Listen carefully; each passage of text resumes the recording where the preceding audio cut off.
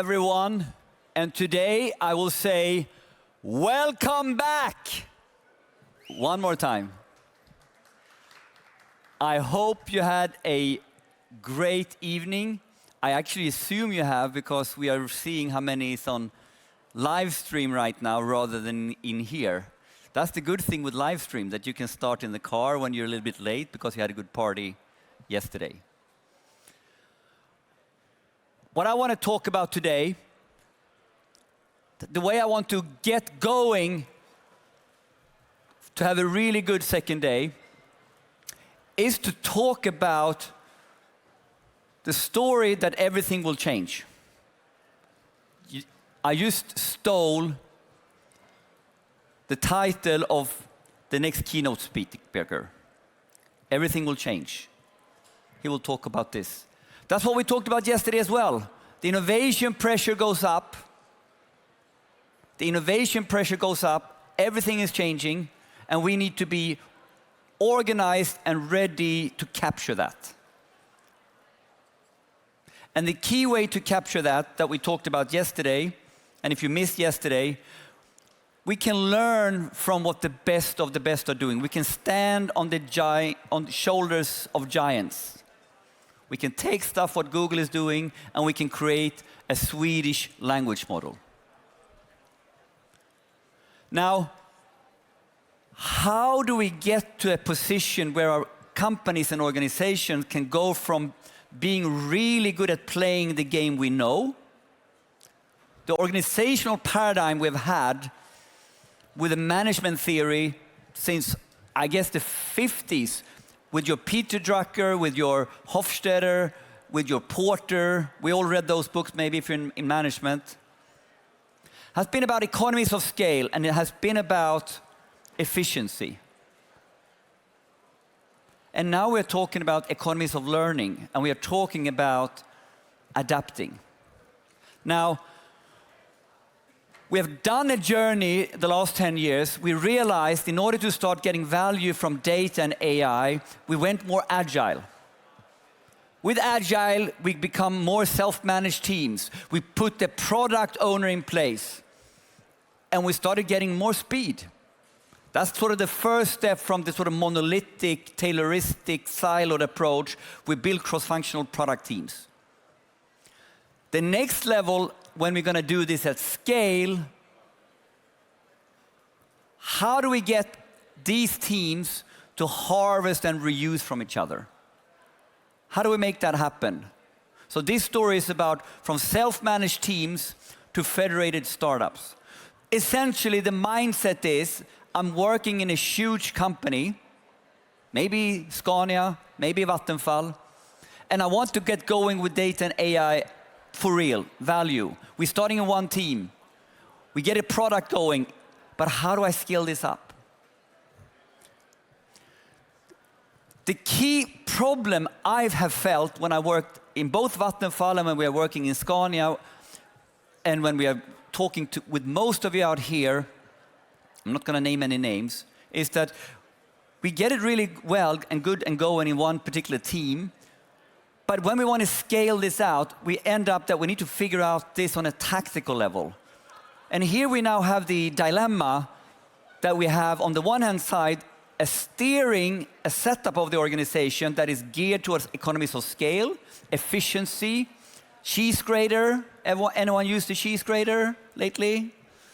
And here we now want to scale, innovate, when we want to bring innovation into what we're doing.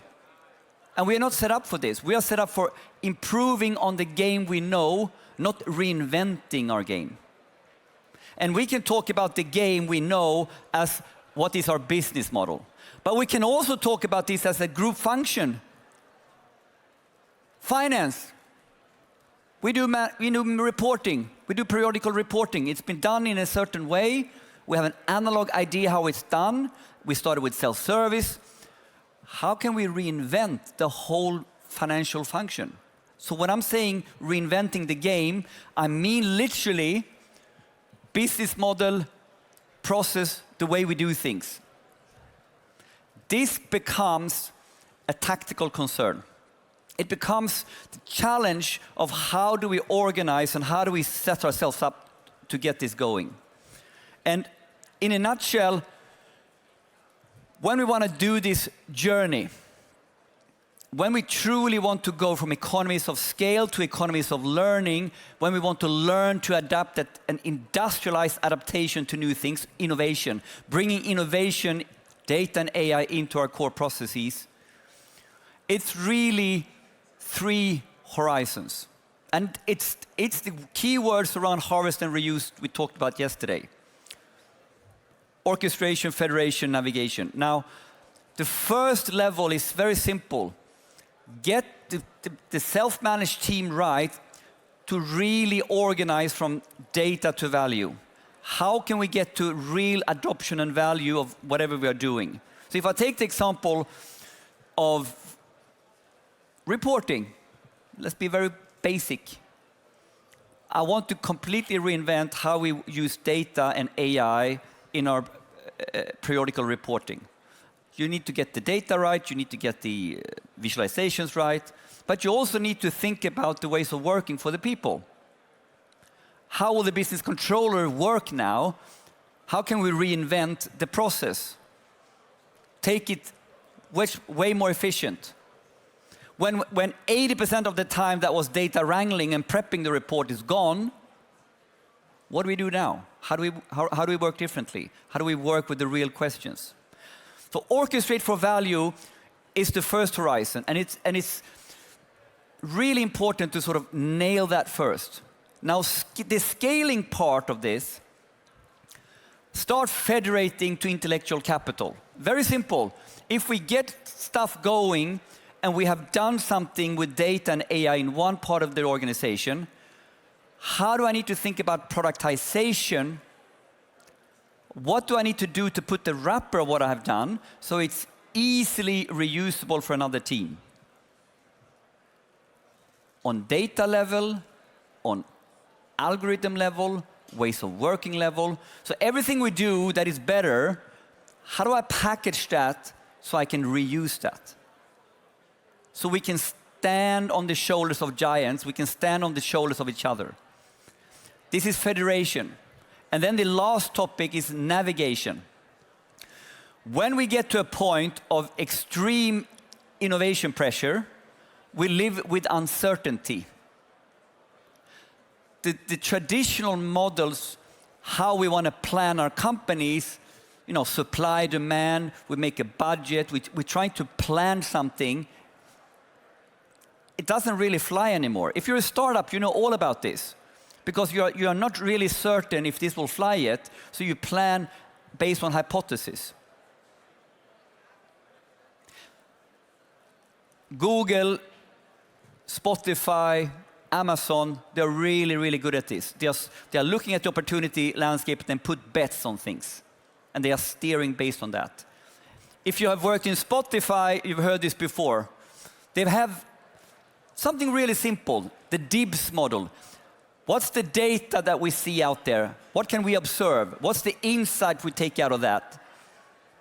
What's our belief as a company, what we want to do, and how we're going to place our bets? All this, really different to traditional planning. I talked to a person working at an airline yesterday. How do you think they could do budgeting when we had the COVID? When you have black swan events, when you have those kind of events, the traditional planning goes out the door. So now you get to feel what innovation pressure is all about. That moment of speed will only increase, and therefore we need to be able to plan based on hypothesis. If I take it one step further, when we bring AI into the mix, you need to have a scientific method, you need to work with algorithms, you need to work on hypotheses. What can we do with this algorithm? Will it work? Will it not? We need to test. If it works, we do more. So ingrained in being data and AI driven comes a management paradigm around hypothesis. So these are the big shifts, how we need to, as companies, be ready to take on data, to be data, AI ready. So these 3 horizons, that's what I'm going to give you a snapshot of what I think they're all about. When we orchestrate for value, in the new executive arena, the strategic layer of the company, when we go on this journey, and we've never done it before, we need to find a space, we need to containerize risk, we need to start learning somewhere. So when you start setting this part up in your company, think like this. Plan economy, we can have metrics and KPIs that we can measure, we know exactly what's the business case of this gonna be. That's not gonna fly because you don't know.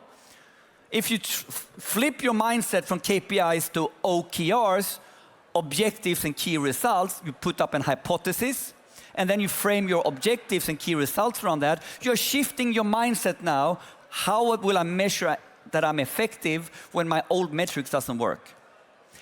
This becomes super important because if you're a large company and you have your cash cows, so to speak, economies of scale, you can't flip the whole company at once. So you need to containerize, when you're starting off your data and AI journey, you need to find ways of containerized risk. You need to learn in there, and then you can bring more and more in. This is the executive problem. The tactical layer for middle managers, the real headache when we look at this conference, what am I going to recruit and how am I going to get these cross-discipline people to work together? What is the difference between a data engineer, data scientist, machine learning engineer? What's the difference? We need to figure this out, and the core story here is this product thinking. From the business to the data, they need to work together as one. And I have tried it. I have tried it working with different teams. The problem is we don't have the same language, so it's not until they work continuously together, the domain expert with the data expert, with the AI experts, that you really start gelling on this. As a middle management problem, you need to find that space to build that team, cross-functionally. The mindset for the actual team, from the beginning, we said think big, start small, scale fast. Start thinking product from the beginning. Start thinking how can whatever we are doing be reusable for other parts of the organization. In the second horizon, the key story now, we have started with different teams. We are now in the space of self-managed teams, and we want to start thinking about how do we do a better job capitalizing between the teams. The key focus of the executive layer is to be relentless. We need to harvest from each other.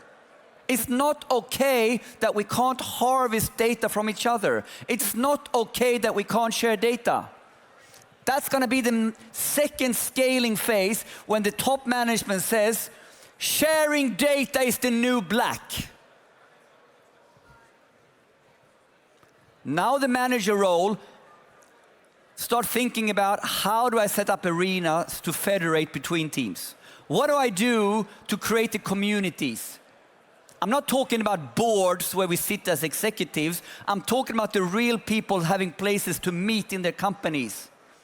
And this is a full-time job to harvest, to bring something from human capital to intellectual capital in a company. It's a full-time job, and someone needs to do it. Federators. And now we take the next level in our product teams. We really start thinking about how do we wrap our data sets into products? How do we wrap our algorithms into products? How do we build feature stores? So we have gone from a focus of vertical integration from data to value.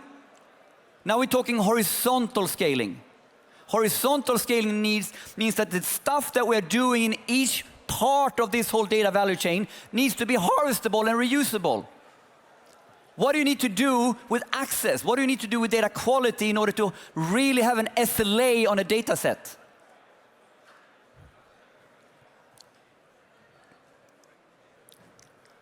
The last topic here, navigate by hypothesis. So when you start navigating by hypothesis, and now we may be in many companies in Sweden, 3, 5, 10 years down the track, or they're dead. If you can't do this in 10 years, you're not gonna survive. I can give you a snapshot insight, working a lot with Scania. There's a core business, how we sell trucks. And now we're trying to reinvent how to be a player in a transport ecosystem. We need to then make bets. No one knows how the transport ecosystem will look like when you have autonomous trucks, when you have aggregators selling transportation points. Completely, no one knows how that's gonna look like. Same in the energy industry. If you go to Vattenfall, how will the energy market work when we are prosumers, when our Tesla cars, we can take electricity from my neighbor's car? How will that work? It's happening, right? Placing bets.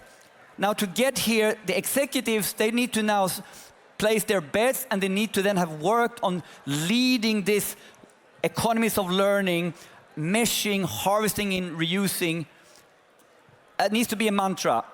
For the managers now, the tactical layer, this navigation topic becomes the key concern. How can I now take my budgeting and siloed portfolio, what are we going to do in this part of the business to this part of the business, where we are working with data and AI? How are we going to navigate the opportunity landscape when we are placing bets? And here, basically, the core topic now, if before we were really good at creating the teams to understanding the product in itself, now we're moving higher up. We are now standing on the shoulders of giants, and we start being much, much better at opportunity discovery. We are more innovative at this point in time, so we are learning to adapt constantly, and we are embracing innovation. We are waiting to reinvent. We can't wait to reinvent our process once again. It will happen. So now we need to be really good at opportunity discovery, problem framing, design thinking, and flipping that into solutions. So in summary, if we truly want to do data and AI value creation at scale, we all need to do the mastery bits, master the technology and the data on operational level. But the real game is happening right on the tactical layer.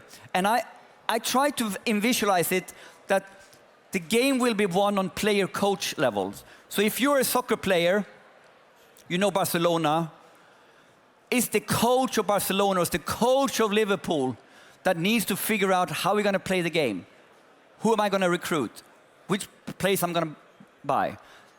So the executives set the thesis. We're going to go in this direction. The tactical layer needs to better understand how do we harvest, how do we navigate, how do we federate, navigate, orchestrate. And then ultimately, on team level, it's going to boil down to your team composition. What's the balancing of the team? How many data engineers do I need to data scientists, to service designers, to psychologists?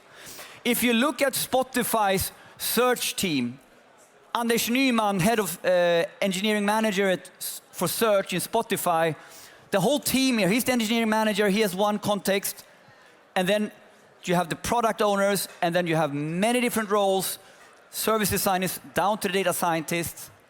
Team composition is going to be key. I really hope you're going to have a great day today.